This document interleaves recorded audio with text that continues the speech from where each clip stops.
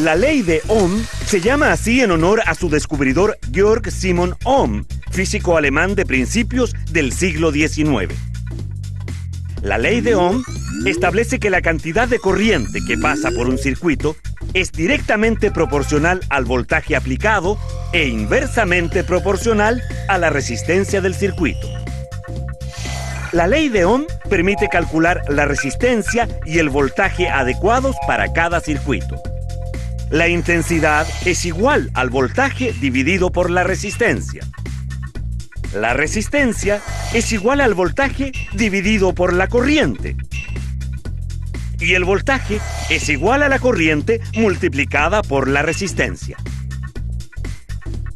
La intensidad de corriente eléctrica corresponde a la cantidad de carga eléctrica que pasa por un punto de un conductor en un segundo. Se mide en amperes.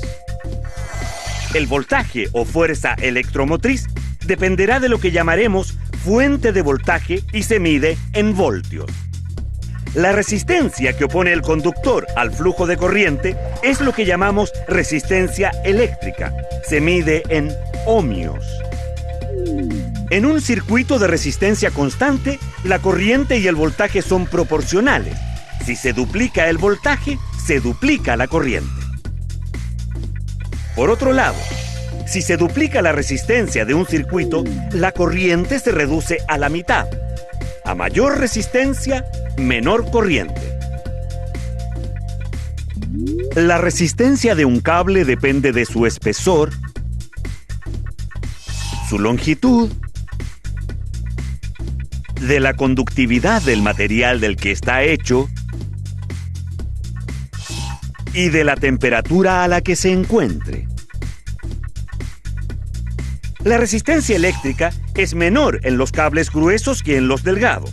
Los cables largos oponen más resistencia que los cortos.